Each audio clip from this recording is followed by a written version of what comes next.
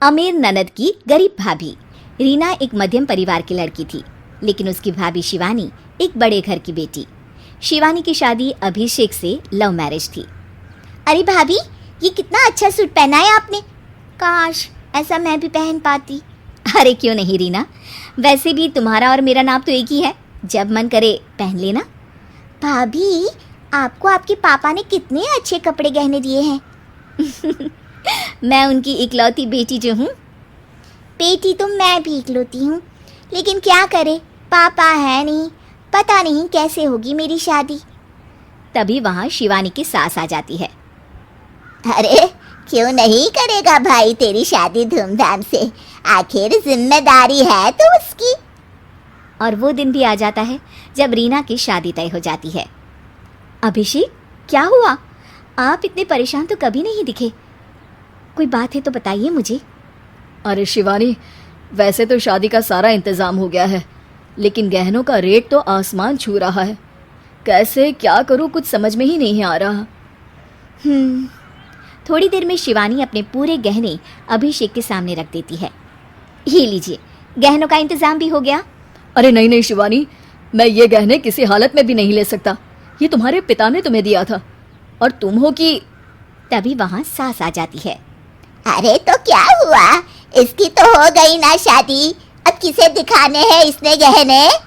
सास गहनों का डिब्बा शिवानी के हाथ से लेकर वहाँ से चली जाती है।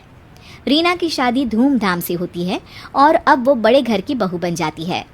वहीं रीना की शादी के बाद शिवानी और अभिषेक उसकी शादी के कर्जों से डूब जाते हैं।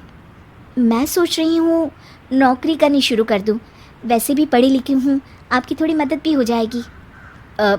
वैसे शिवानी, कुछ दिन कर लो तो अच्छा ही होगा, क्योंकि ज़रूरत भी है। अब शिवानी भी नौकरी करने लगती है और घर खर्चे में अभिषेक का हाथ बटाती है।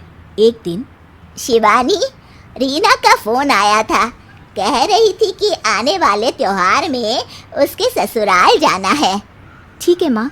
अरे ठीक तो है, लेकिन एक काम कर लेना, उसके सास ससुर से लेकर पूरे खानदान के कपड़े मिठाइयाँ सब ले आना, और हो सके तो रीना के लिए छोटे से कान में पहनने के बूंदे भी। और क्या है ना, शादी में उसे सारी बड़ी बड़ी कान की ज्वेलरी दी थी, घर में पहनने के लिए तो उसके पास कुछ भी नहीं है। शिवानी सोच में पड़ जाती है कि वो क्या करे, क्योंकि कर्जों और घर के खर्चों के बाद तो पैसे बचते ही नहीं थे। शिवानी फिर अपने पिता को फ़ोन करती है और उनसे पैसे मांगती है। देखो शिवानी, मैंने तुम्हें शादी के वक्त ही मना किया था कि ऐसे घर में शादी करनी ही नहीं चाहिए। अरे अभिषेक को शर्म आनी चाहिए जो ससुराल से पैसे मंगवा रहा है। शिवानी को पिता की बात पर गुस्सा आ जाता है। आप मेरे पिताजी हैं और मैं परेशान थी, इसलिए आपसे मदद की उम्मीद की पापा। अभिषेक को तो पता भी नहीं है कि मैंने आपसे पैसे मांगे हैं। शिवानी सोचती है कि वो अभिषेक से बात करे, लेकिन फिर उसे लगता है कि वो टेंशन ले लेगा। तभी शिवानी की नज़र हाथ के कंगन पर पड़ती है। सीधे बाजार जाती है और उसे बेचकर ननद के घर ले जाने का सारा सामान लेकर आती है और सास के सामने रख देती है। हाँ ठीक है, लेकिन फल थोड़े और अच्छी क्वालिटी के होने चाहिए थे। शिवानी कुछ नहीं कहती, वहाँ से चली जाती है। एक दिन शिवानी, रीना का फोन आया था, बहुत रो रही थी। क्यों माँ, क्या हुआ? सब ठीक तो है ना उसके ससुराल में? अरे तूने तो उसकी नाक ही कटवा दी। अब मैंने क्या कर दिया माँ? कह रही थी कि बड़े घर की बहू है भाभी, जो कपड़े दिए वो ब्रांडेड भी नहीं थे। तू तो जानती है ना उन लोगों का पहनावा कितना अच्छा है।